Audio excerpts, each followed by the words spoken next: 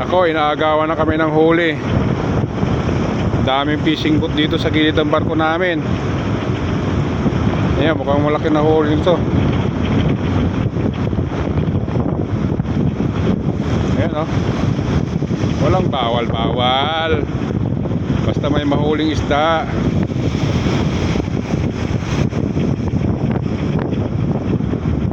Walang security, bad weather.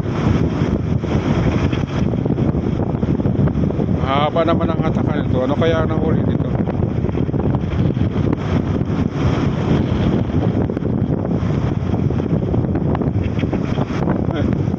Layo na, nagpaano. Tutulak na sila ng hangin.